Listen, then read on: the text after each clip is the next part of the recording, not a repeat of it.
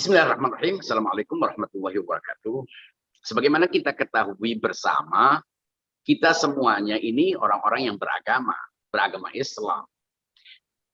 Dan kita berusaha untuk menunjukkan keterikatan kita, komitmen kita kepada agama ini melalui berbagai macam aturan-aturan yang kita patuhi, ibadah-ibadah yang kita laksanakan.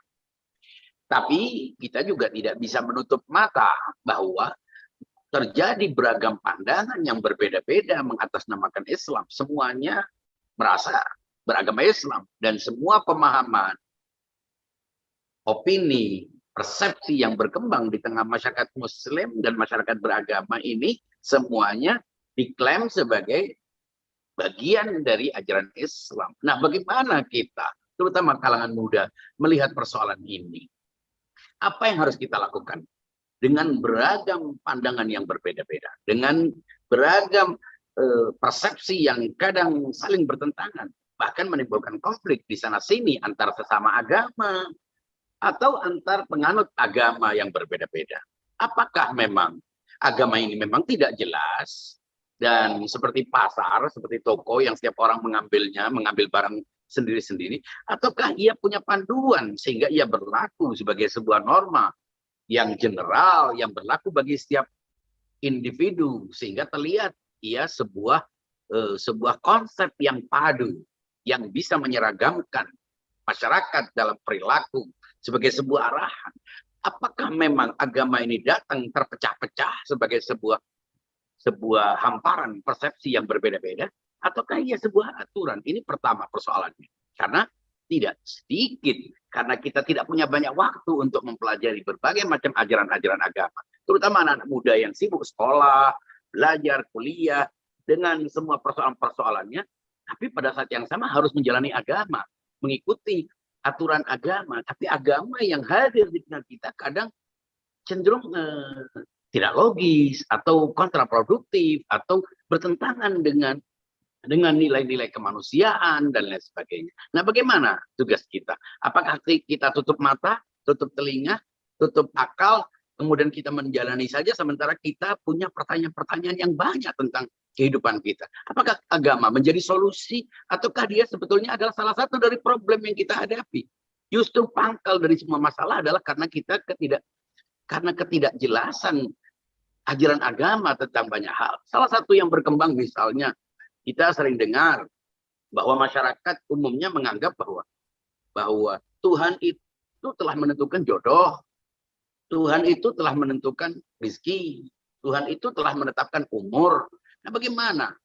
Pada satu sisi kita disuruh berikhtiar, disuruh berusaha, disuruh berdoa, disuruh mencari peluang-peluang sebanyak mungkin untuk menjaga kesehatan, untuk berkomunikasi, untuk membina rumah tangga dengan orang-orang yang kita cocok dan lain sebagainya. Tapi pada satu sisi kita seakan-akan dibiarkan untuk tidak punya usaha karena semuanya sudah ditentukan. Apakah demikian? Nah, ini perlu kita lihat. Perlu kita lihat. Sehingga kalau memang jodoh itu sudah ditentukan oleh Tuhan, bukankah kita mestinya pasif? Kalau rezeki itu sudah ditentukan oleh Tuhan, bukankah kita mestinya diam saja? Kalau memang kematian itu sudah ditentukan oleh Tuhan, buat apa kita berhati-hati? Buat apa kita berobat? Buat apa kita ke dokter? Buat apa kita berusaha untuk menyembuhkan sakit kita? Bukankah itu semuanya sudah ditentukan oleh Tuhan? Nah, ini salah satu produk-produk ajaran yang kadang terlihat seperti bertentangan dengan akal sehat, bertentangan dengan etika. Misalnya, contoh bahwa bagaimana sih memposisikan seorang melihat semua perbedaan-perbedaan yang ada. Apa itu agama? Apa itu mazhab? Apa itu persepsi-persepsi orang tentang beragam hal yang itu justru membentuk manusia untuk tidak punya peluang dan ikhtiar dalam kehidupan. Nah, untuk bisa mengetahui itu, kita perlu bertanya, apakah kita ini beragama dengan akal ataukah berakal dengan agama? Apakah kita berlogika dengan agama? Artinya agama itu menjadi dasar logika kita, logika berpikir kita, ataukah kita beragama dengan logika? Sehingga yang menjadi parameter awalnya itu adalah akal kita. Lalu akal yang kita maksud itu akal apa? Karena setiap orang punya akal yang berbeda-beda. Boleh jadi begitu. Sehingga dia persepsinya juga berbeda-beda. Apakah ketika kita katakan bahwa agama harus dikenali dengan akal itu bisa menjadi solusi? bisa menjadi alternatif dari agama yang berbeda-beda ini? Toh, bukankah setiap orang punya akal yang berbeda-beda, akhirnya melahirkan persepsi yang berbeda-beda juga? Bukankah itu juga akan tidak menyelesaikan masalah? Ini pertanyaan-pertanyaan yang perlu dijelaskan. Kalau kita perlu tahu bahwa agama itu diturunkan untuk manusia, manusia diberi agama agar mematuhi aturan-aturan. Nah, mengapa hanya manusia yang diberi akal? Mengapa manusia yang justru diberi tanggung jawab untuk melaksanakan agama? Perintah dan larangan, anjuran, dan lain sebagainya. Apakah memang karena ia berakal, ia diberi agama? Apakah karena agama ini datang untuk menggantikan peran akal? Ataukah justru sebaliknya? Dengan akal kita memahami agama. Dengan akal kita memilih-milih antar agama. Dengan akal kita memilih-milih ajaran atau info-info yang dianggap sebagai bagian dari agama. Sehingga dengan akal kita memfilter informasi-informasi agama. Dengan akal kita. Karena tidak mungkin Allah Subhanahu wa taala menurunkan hukum akal, menurunkan ajaran agama yang bertentangan dengan akal kita. Itu artinya produk agama dan akal berbeda. Apakah begitu? Sehingga muncullah perbedaan dan konflik yang terus-menerus di tengah kehidupan kita. Nah, pasti banyak pertanyaan-pertanyaan yang muncul di benak kita yang mungkin kita tidak punya waktu atau tidak diberi kesempatan untuk melontarkan unek-unek hal-hal yang mengganjal. Sehingga kadang-kadang kita sepertinya, kenapa sih kita malas beribadah? Kenapa sih kita sepertinya hanya mematuhi orang tua saja untuk menyenangkan orang tua, sementara kita tidak punya kecenderungan, tidak punya kejelasan soal perintah dan larangan itu. Kita cuma dimarahi, cuma disuruh, dilarang. Sehingga kalau ini tidak ada orang tua, mungkin kita malas melakukannya. Nah, ini yang sering dialami mungkin terutama oleh kalangan muda. Coba mungkin itu yang perlu kita ungkap, kita eksplorasi lebih jauh. Kira-kira begitu, Ali dan San. Sama satu ungkapan filosofi yang terkenal, yaitu Friedrich Nietzsche. Pasti itu kan banyak sekali kontradiksi dengan pemikiran-pemikiran yang ekstrim ya sebenarnya. Nah, ketika dia bilang yang namanya God is dead, yang kalau ditelaah lagi, maksudnya Nietzsche ngomong seperti itu karena adanya perkembangan teknologi yang membuat pemikiran-pemikiran logika seseorang ini banyak sekali yang kedoktrin dengan prinsip sekularisme.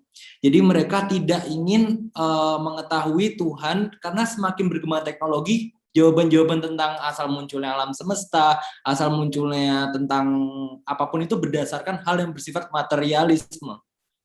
Jadi bagaimana Ustadz supaya pandangan Nietzsche ini yang dia mengatakan God is dead ini nggak terjadi pada generasi yang terjadi sekarang, karena udah banyak sekali dunia sains ini menguasai dunia seolah-olah mereka ini percaya dengan adanya tidak ada dengan sesuatu yang bersifat materialisme saja.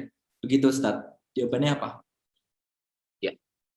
Ya betul kata Ali bahwa sains yang dengan teknologinya makin canggih membuat orang itu lupa diri, membuat orang itu tertutup pandangannya bahwa realitas itu hanya materi, realitas itu hanya apa yang terindrakan, realitas itu apa yang berada dalam dimensi-dimensi. Sehingga dengan itu masalah-masalah dengan banyaknya produk-produk teknologi yang diciptakan, manusia merasa mampu untuk bertahan hidup, untuk meningkatkan kemampuannya, untuk lebih cerdas, untuk mengeksplorasi apapun yang terjadi di alam ini.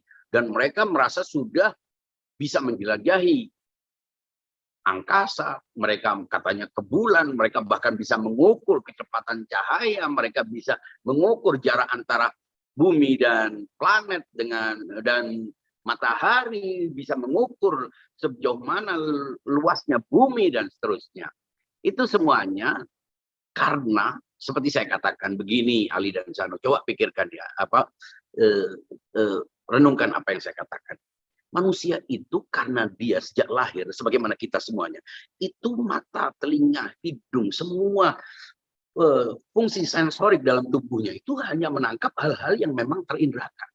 benda-benda. Kita melihat ada benda bergerak, tidak bergerak. Ada benda yang berkembang, ada yang tumbuh, ada yang bergerak dengan instingnya. Ada warna-warna, ada macam-macam suara, ada macam-macam aroma. Ini semuanya membentuk sebuah kesadaran tentang bahwa dunia itu hanya materi. Dan ketika dia menganggap dunia itu hanya materi dan bahwa dunia itu adalah bagian dari sebuah realitas yang natural, yang fisikal, yang material, maka mereka pun akhirnya ketika didoktrin dengan Tuhan, mereka bertanya-tanya. Sejauh ilmu pengetahuan yang mereka sudah pelajari, dengan semua alat-alat teknologi yang mereka miliki, itu mereka tidak menemukan Tuhan. Karena Tuhan diposisikan sebagai sesuatu yang berada di luar jangkauan indera. Dan ketika mereka berupaya untuk mencari sesuatu dengan inderanya tentang sesuatu yang tak dapat diinderakan, mereka pun akhirnya menyerah.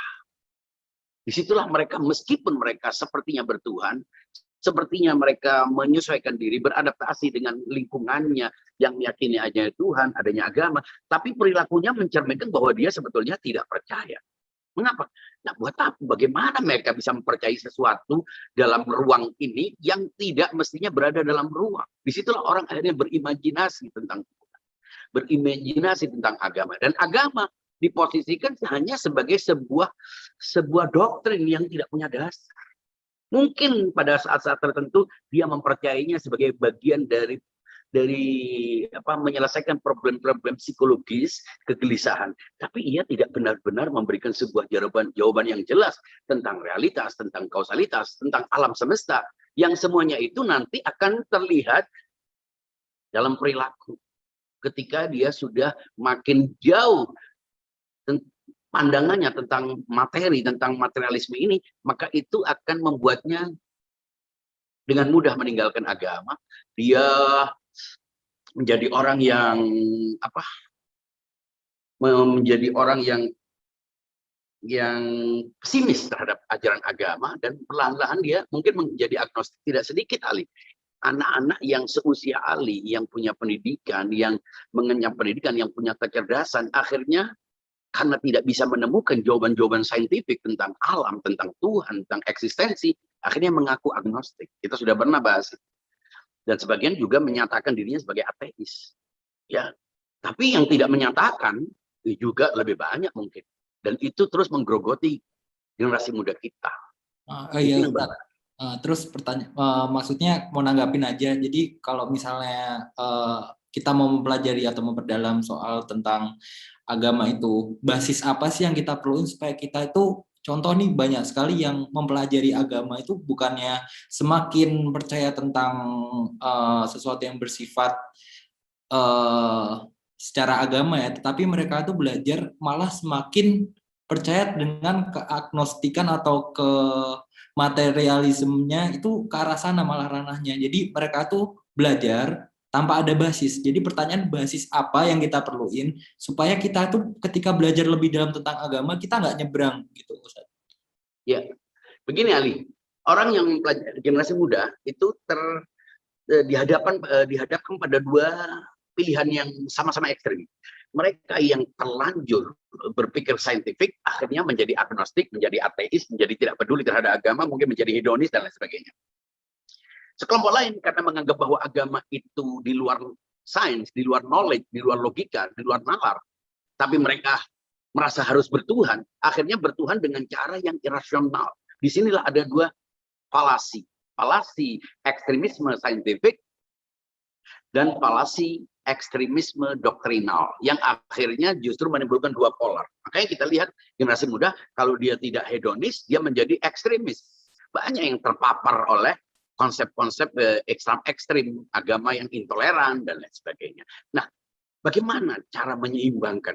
Kita ingin beragama, kita bertuhan, kita meyakini aturan-aturan Tuhan, tapi kita tidak mau menyingkirkan sains. Kita juga meyakini manfaat-manfaat dari sains. Nah, bagaimana ini memahaminya? Menurut saya kita harus letakkan pertama logika itu di atas agama, sains, dan filsafat. Artinya di atas itu bukan berarti lebih mulia, tidak. Tapi kita harus sadar bahwa kita menerima agama itu karena manusia sejak semula sudah punya konsep awal dalam dirinya, punya pikiran awal yang menjelaskan tentang adanya realitas, adanya eksistensi, adanya kausalitas, yang dengan itu dia meyakini ada sesuatu yang lebih besar dari sekedar benda ini, yaitu Tuhan. Nah, ketika dia meyakini bahwa ada sesuatu yang lebih besar dari ruang ini, kemudian dia sampai ke sebuah penelusuran yang logis tentang keberadaan Tuhan, maka dia tidak akan berusaha untuk mereduksi eksistensi Tuhan itu ke dalam ruang. Tapi kalau dia sejak awal menganggap bahwa eksistensi itu ruang yang berdimensi ini, dia pada akhirnya akan dihadapkan dua pilihan. Apakah dia menolak Tuhan, menjadi agnostik, ateis, ataukah dia menganggap bahwa agama ini memang tidak bisa dipahami dengan akal. Memang ada sesuatu di balik materi, tapi saya tidak bisa mendapatkan pemahaman. Saya tidak mendapatkan penjelasan tentang itu. Dan akhirnya mereka bersembunyi di sebuah tempat yang disebut dengan faith atau iman. Itu kira-kira begitu. Padahal bagaimana orang merasa punya iman? Bagaimana orang bisa percaya menjalani hidupnya dengan agama? Terikat dengan aturan-aturan Tuhan, terikat merasa harus mematuhi apa yang disampaikan para ustadz, para kiai, para ulama, tapi dia tidak punya basis logisnya tentang mengapa dia harus menjalani agama ini. Menurut saya, kita harus mendasarkan diri pada akal. Akal itu yang akan mengantarkan kita bahwa realitas itu ada dua. Bahwa eksistensi itu tidak hanya yang meruang. Bahwa eksistensi itu lebih luas dari sekedar alam. Jadi sekedar materi. Dan karena itu, yang berdimensi, yang punya ruang, punya tempat, punya waktu, itu hanya ada yang dalam ruang. Sementara Tuhan sebagai wujud, pemilik wujud, pencipta, dia adalah kausa prima, mestinya tidak berada dalam ruang. Sayangnya kita tidak pernah serius membahas ini. Kita keburu disuruh beribadah, kita disuruh berdoa, kita disuruh mematuhi, kita hanya disuruh how, tapi kita tidak pernah diberi kesempatan untuk menjawab why. Itu persoalan. Maka itu kajian demikian memang tidak bisa menyelesaikan semua masalah. Ya, tapi setidaknya ini bisa menjadi sebuah awal bahwa agama kalau ingin bertahan, bila generasi muda kita harapkan untuk tetap beragama, bertuhan dan menjalani perilaku-perilaku moral yang ada dalam agama, mereka harus dipuaskan. Mereka orang-orang cerdas yang harus menjawab pertanyaan-pertanyaan yang memang ada dalam diri generasi muda yang makin cerdas, makin punya akses terhadap berbagai macam informasi-informasi. Itu, Ali. Baik Ustadz, jadi inti dari itu pada suatu ketika kita memahami tentang agama, jadi ada titik pucuk ibaratnya di mana hal itu nggak bisa kejawab, dan pada saat itu kita bakal bersembunyi di mana yang ada hubungannya dengan iman atau faith atau keyakinan. Pasti ada sesuatu di balik kausalitas atau di balik hukum ini, itu pasti ada sesuatu yang nggak bisa diterima oleh logika kita begitu. Ya, itu pastinya kita bisa menjawab logika itu. Kita jangan bersembunyi dengan kata iman, Ali. Oh, iman gitu. kalau tidak berdasar logika buat apa? Bagaimana orang punya iman? Gitu maksudnya.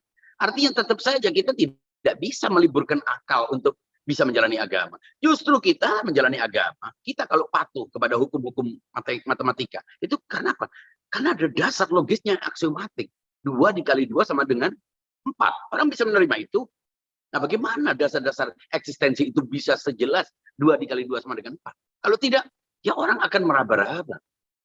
Nah, ini masalahnya. Banyak orang khawatir, terutama mereka yang sudah menyerah sejak awal bahwa agama tidak bisa dikenali dengan akal. Boleh jadi karena akalnya tidak terarah dengan logis. Sehingga akhirnya mereka cenderung menganggap, ya pokoknya berimanlah. Loh, beriman bagaimana menjelaskan iman? Bukankah bagian dari iman itu adalah, iman itu basisnya adalah pengetahuan, dan pengetahuan itu adalah sumbernya adalah akal. Itu masalahnya. Jadi di sini kita ingin menegaskan, tidak mungkin orang punya iman kalau tidak punya pengetahuan. Tidak mungkin orang tiba-tiba mantap dengan sesuatu tapi tidak punya dasar. Tidak mungkin. Itu masalahnya. Terima kasih. Ali, saya jawab langsung. Sanu, saya jawab. Boleh Ustadz, silahkan dijawab pertanyaan. Oke, begini. Mestinya memang ini hanya ada yang menjelaskan tema-tema yang contoh-contoh saja dari tema kehidupan kita yang agama itu tercampur dengan falasi atau doktrin-doktrin yang irasional. Jadi kalau kita bilang falasi dalam keberagamaan, membongkar falasi dalam keberagamaan, itu artinya ada doktrin-doktrin yang menurut akal sehat tidak perlu jadi ustadz untuk tahu bahwa itu sulit untuk diterima. Ya, kenapa? Ya tadi itu, misalnya tentang jodoh. Kita percaya bahwa Tuhan menguasai alam ini. Tuhan penentu. Tuhan maha kuasa. Tapi Tuhan juga memberi. ikhtiar kepada manusia, memberi peluang kepada manusia untuk menggerakkan dirinya, mencari sesuai dengan kemampuannya, sesuai dengan kapasitasnya. Itu. Tapi kalau diterima bahwa Tuhan hanya menentukan saja bahwa Dia berkuasa, sehingga kalau kita berikhtiar itu nanti akan bertentangan dengan penentuannya, maka semuanya sia-sia. Termasuk surga dan neraka telah ditentukan. Apa benar Tuhan sejak lahir sudah menentukan orang akan masuk neraka, akan masuk surga? Lalu apa arti ikhtiar? Untuk apa kita berdakwah? Untuk apa kita berdoa? Untuk apa kita mempelajari? Kalau semuanya sudah ditentukan in the end. Itu persoalannya. Nah, orang sudah terlanjur menerima itu. Ketika dizalimi, haknya diambil. Banyak orang mengatakan, sudah terserah, ini semua ditakdirkan oleh Tuhan. Nah, memang takdir itu adalah sebuah sistem, tapi tidak personal takdir itu. Itu masalahnya. Kalau orang di semuanya ditentukan, untuk apa berikhtiar? Ya, untuk apa kita disuruh melawan kezaliman? Untuk apa kita disuruh memihak keadilan? Bila orang zalim dibiarkan. Dengan alasan itu sudah ditentukan oleh Tuhan. Itu masalahnya. Untuk apa kita berobat kalau semuanya mati dan ini sudah ditentukan oleh Tuhan? Itu semuanya Tuhan menentukan dalam sebuah sistem. Berulang kali saya katakan. Secara sistemik Tuhan menentukan semua perilaku manusia. Tapi Tuhan juga dalam sistem itu menyuruh kita untuk berikhtiar, memaksimalkan potensi kita dengan pengetahuan, dengan pencaharian yang maksimal. Itu. Nah, tapi untuk bisa, ini kan produk pemikiran yang logis. Nah, bagaimana semua persoalan itu bisa dilihat secara logis saat kita beragama? Itu artinya, ya kita perlu membangun hierarki, struktur berpikir yang logis mulai dari yang awal. Nggak bisa kita langsung.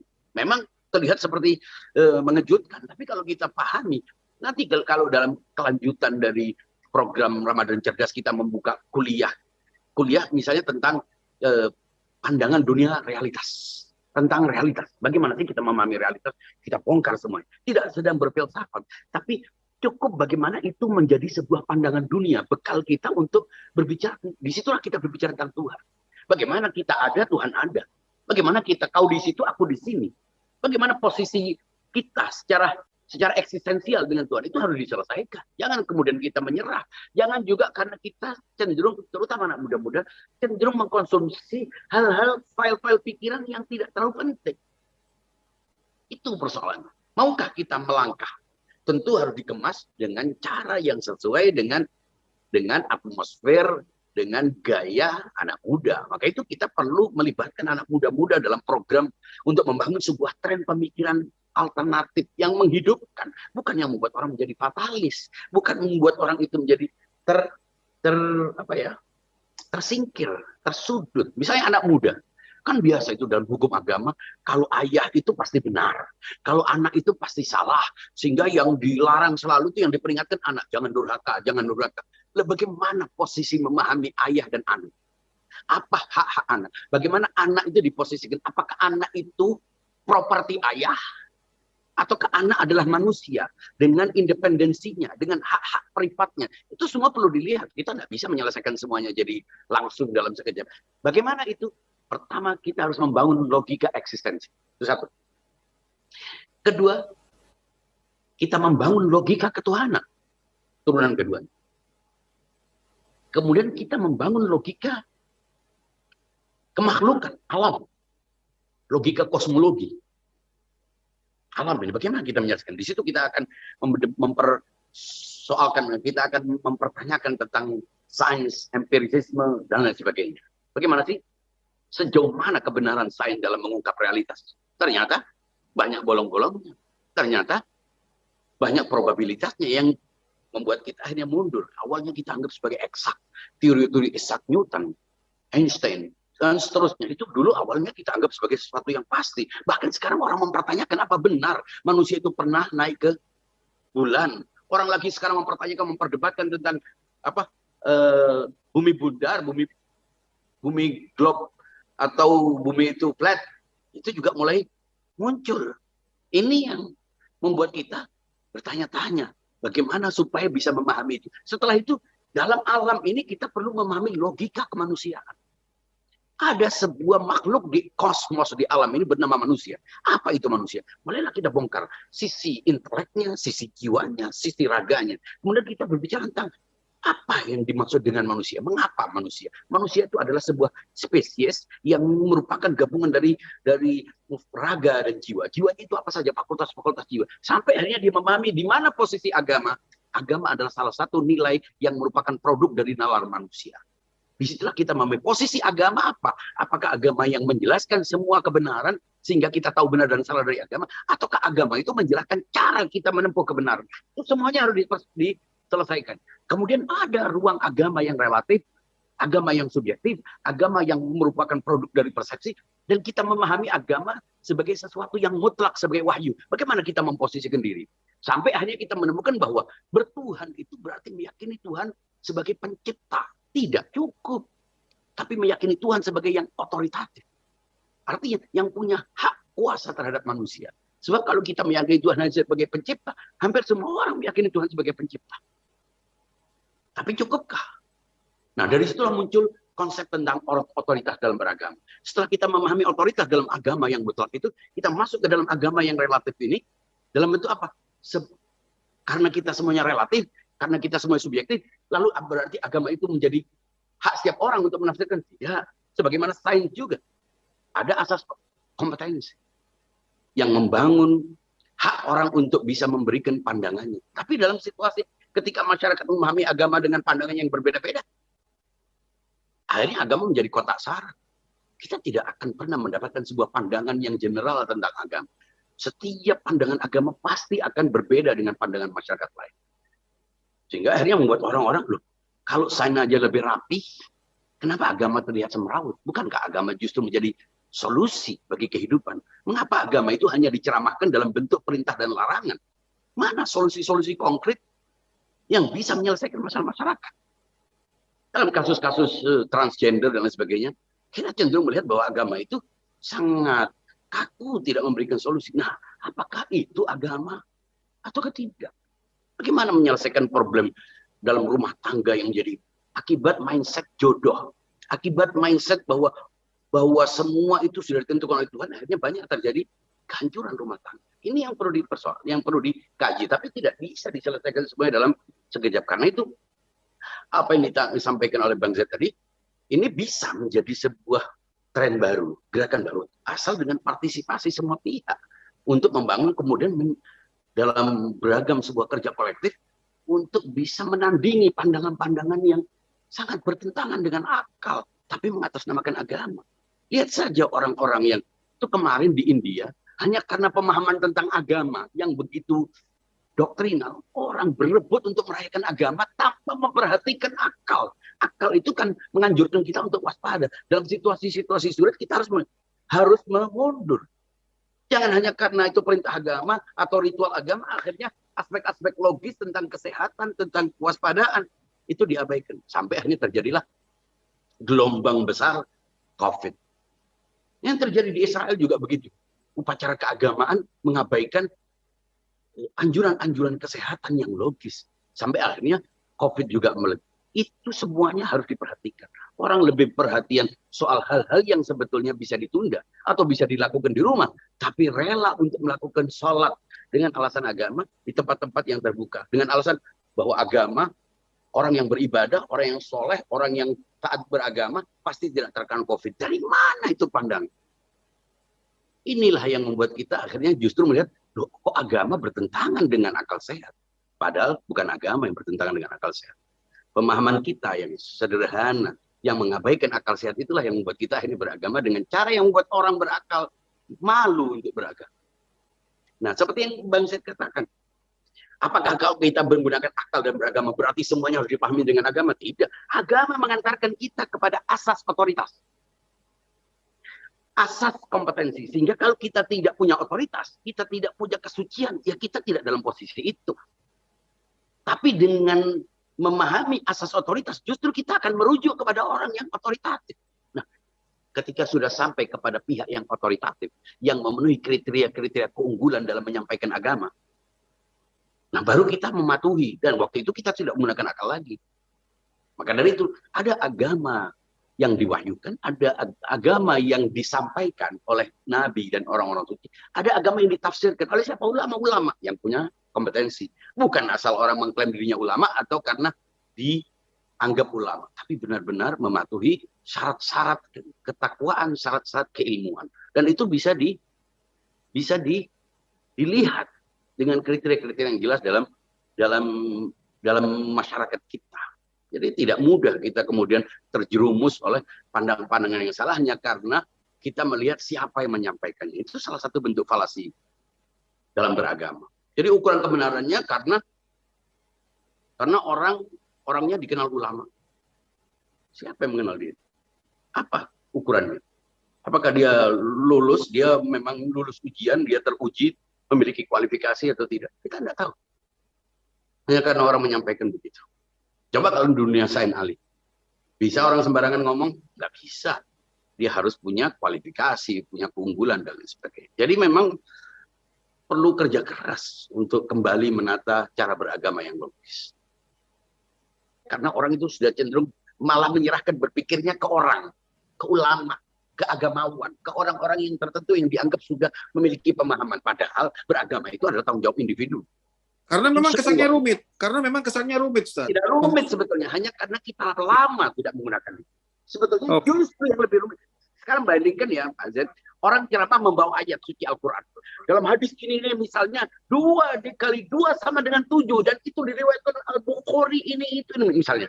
Kira-kira kalau ada orang mengatakan 2 dikali 2 sesuai dengan matematika Pythagoras, 2 dikali 2 sama dengan 4.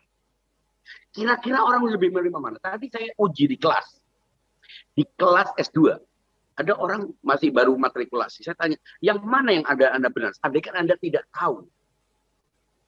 Tapi ada orang ngomong bahwa 2 dikali 2 sama dengan 7, dan itu ada dalam sebuah kitab, dan kitab ini dianggap sakral, bahwa kitab ini sudah pasti dianggap sabda Nabi. Dan ada orang mengatakan bahwa 2 dikali 2 sama dengan 4. Kira-kira menerima mana? Dia bilang, saya terima yang pertama. Dan itu banyak. Mengapa demikian? Kita nggak bisa menyelesaikan semua masalah, Bang Zed. Kita hanya bisa bertanggung jawab terhadap diri kita. Jadi orang yang memang merasa perlu untuk beragama dengan akal sehat lah di antara kita yang memang mengikuti ini. Kalau orang yang lain gitu. Tapi kalau ini bisa menjadi sebuah tren, sebuah gerakan pemikiran yang perlahan-lahan insya Allah bisa ikut berkontribusi untuk menyelesaikan problem-problem bangsa dan umat. Insya Allah ke depan. Menurut Antum, manusia yang butuh agama atau agama yang butuh manusia?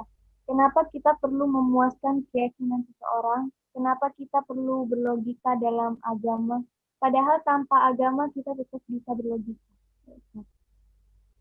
Kita harus tahu fungsi agama.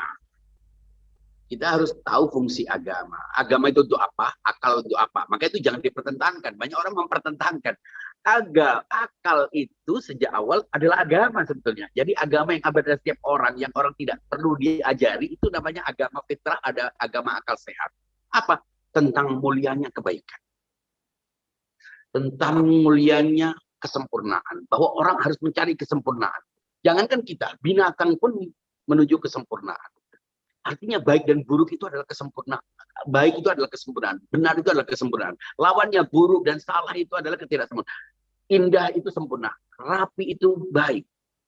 Rapi itu adalah kesempurnaan. Kesemrautan, kejelekan itu tidak sempurna. Nah, bagaimana kita memahami itu kalau tidak dengan akal sehat? Bagaimana dengan akal sehat?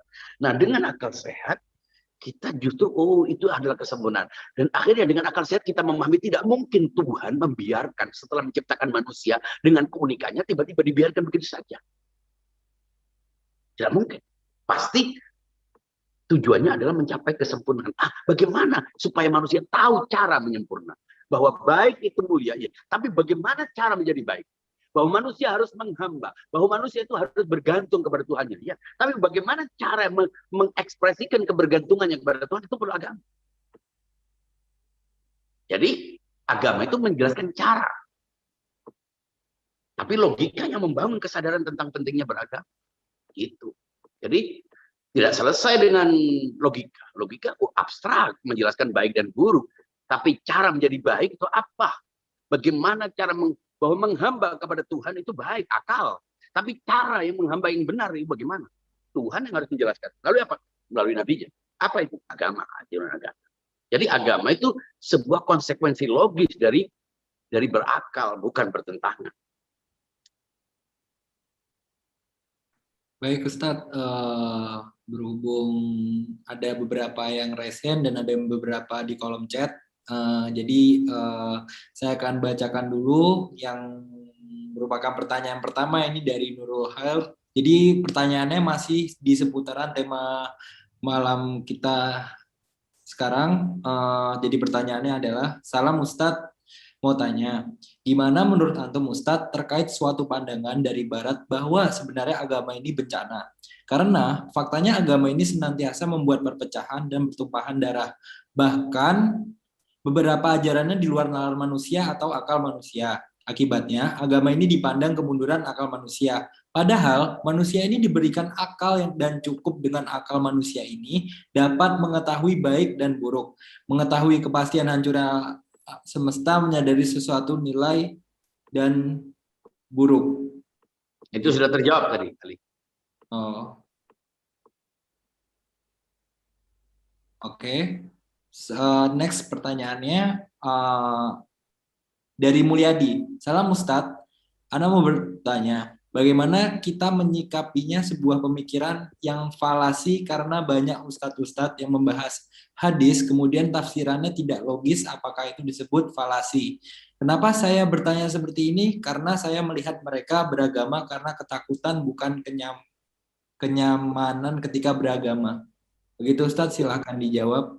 Ya, itu kan fenomena contoh-contoh yang saya sampaikan, artinya itu mengkonfirmasi apa yang saya sampaikan, sebenarnya bukan pertanyaan. Artinya, ya, siapapun, selama itu tidak, dia membawa ayat, membawa hadis, dia meyakini Nabi itu suci. Bahwa kesucian Nabi itu tidak bisa ditawar, misalnya. Bahwa tidak mungkin Nabi itu salah, kalau salah berarti apa yang disampaikannya kemungkinan salah. Lalu buat apa kita menjalani sebuah ajaran yang kemungkinan salah? Nah, itu misalnya. Itu kan logis. Lalu kita mendapatkan teks, bunyinya bahwa Nabi itu terkena sihir. Terkena sihir berarti terpengaruh oleh setan. Berarti lupa dengan Tuhan. Berarti dia terpisah hubungannya dengan Allah. Nah, itu apakah kita terima atau tidak? Itu otomatis membuat kita harus menggunakan akal kita. Tidak mungkin Nabi digambarkan dalam sebuah riwayat misalnya berperilaku seperti orang yang tidak punya akal sehat. Kita nggak bisa menerima itu.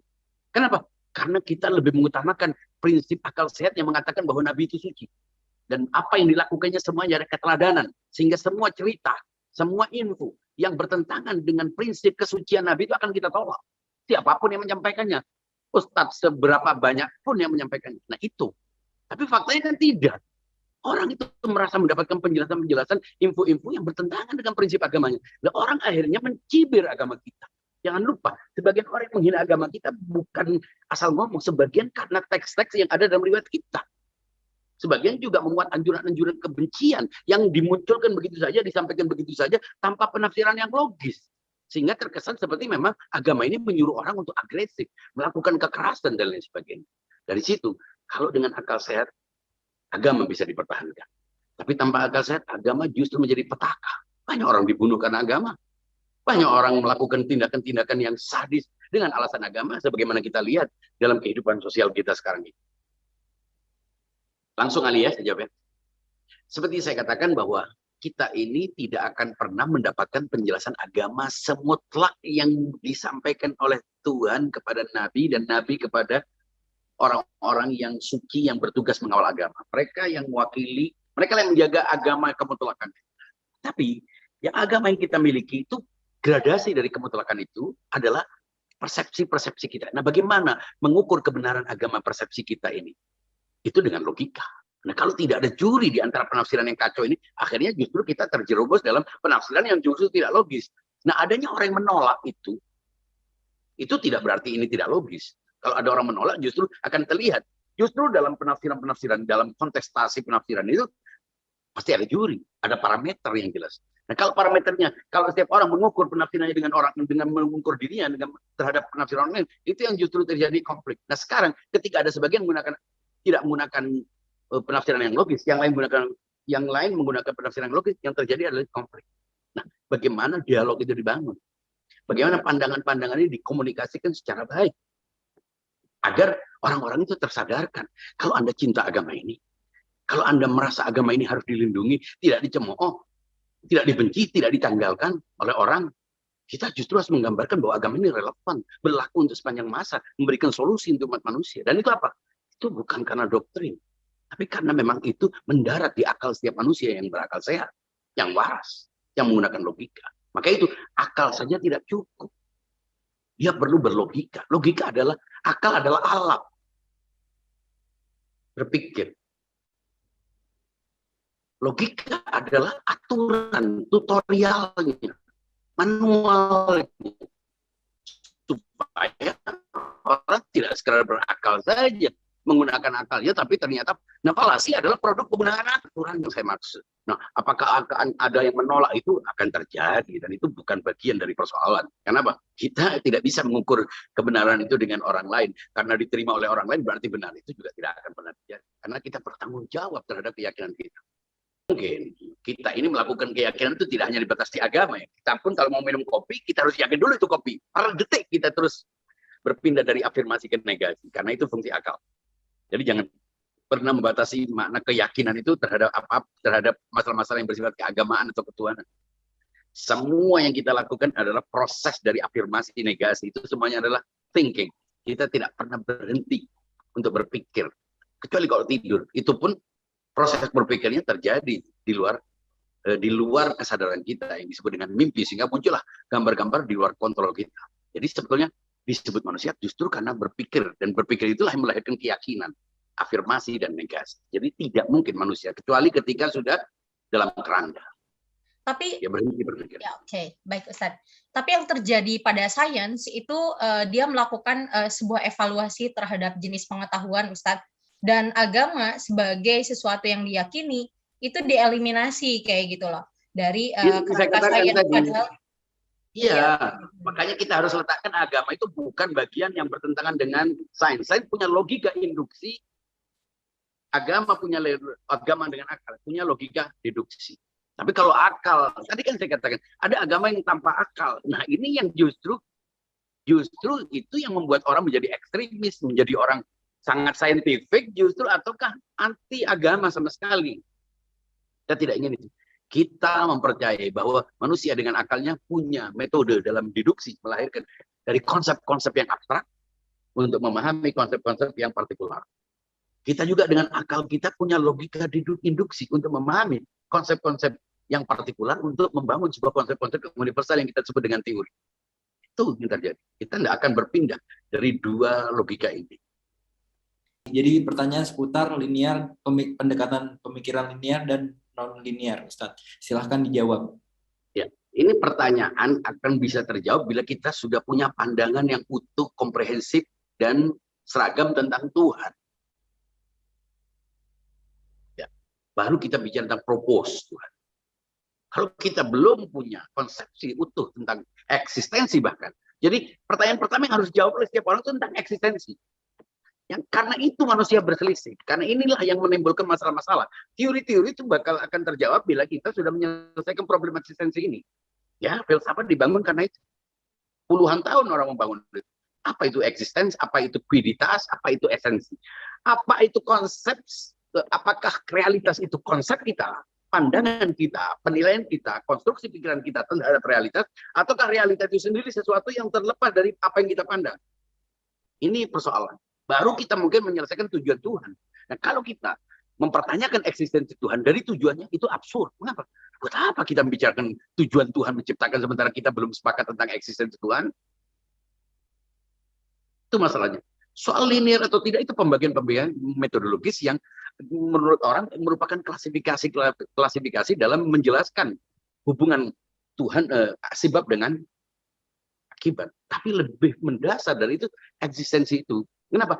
Karena relasi-relasi ini merupakan konsekuensi dari keyakinan akan eksistensi. Bagaimana kita memahami eksistensi itu sendiri? Apakah eksistensi itu adalah sesuatu yang merupakan pikiran kita, kemudian kita melihat segala sesuatu yang di luar itu kita beri predikasi eksistensi ada, ataukah ada itu adalah sesuatu yang melampaui apa yang ada di luar kita bahkan? Ini yang lebih penting untuk dijawab. Coba kalau kita bicara tentang maksud Tuhan, tujuan Tuhan menciptakan. Itu berarti kita sudah selesai dengan jawaban tentang Tuhan. Dan kita tidak mempertanyakan lagi tujuannya. Maka itu definisi tentang Tuhan perlu dibahas lebih mendalam soal itu. Nggak akan bisa selesai dalam sekejap. Nah, teori-teori tentang ketahanan sebagian itu diberikan oleh orang-orang yang memang sudah punya pandangan yang menafikan tentang Tuhan. Sehingga hipotesa-hipotesa itu cenderung terbangun oleh orang-orang yang memiliki konsepsi eksistensi sendiri. Yang bertentangan dengan konsep eksistensi yang metafisikal. Yang bukan hanya spiritual. Saya tidak menyebut spiritual. Karena kata spirit itu menyangkut jiwa. Sesuatu yang subjektif. Tapi kalau eksistensi itu melampaui jiwa. Melampaui spirit. Melampaui fisik. Maka kita harus sepakat dulu tentang klarifikasi tentang frasa wujud, eksistensi, realitas. Itulah semakin kita sebut. Ini lantai realitas. Meja realitas. Dinding realitas. Tapi kenapa? Masing-masing punya nama sendiri, tapi mereka semua kita sebut dengan realitas. Mengapa demikian? Berarti kita meyakini ada sesuatu yang tak berbenda yang kita sebut dengan realitas. Kenapa? Karena benda-benda yang berbeda kita sebut realitas. Berarti kita meyakini ada sesuatu yang realitas sebelum benda-benda yang kita tunjuk sebagai realitas-realitas yang berbeda-beda itu. Ini. Dalam Ustadz beberapa tahun lalu di ICC, di kelas logika Ustadz, saya pernah menyarankan agar sebaiknya anak-anak dulu yang diajar logika oleh Ustadz. Namun dijawab Ustadz, kenalkan dulu ke kita yang sudah di enduring time ini. Tetap semuanya perlu. Yang older juga harus menyelesaikan keyakinan-keyakinannya supaya tidak lewat. Tapi yang muda justru diberi program yang jauh lebih serius, yang berjangka panjang, yang punya waktu yang cukup. Tapi semuanya berhak untuk mendapatkan kajian logika agama. Saya dulu Ramadan pernah buka kajian namanya logika pandangan dunia. Itu membahas tentang eksistensi. Kemudian setelah itu logika agama. Bagian kedua. Mungkin nanti bisa direkam atau ditranskrip atau gimana caranya, atau dibuat program baru dalam sebuah kajian yang berskala dan berjenjang. Insya Allah begitu. Iya, berarti Jadi terima kasih.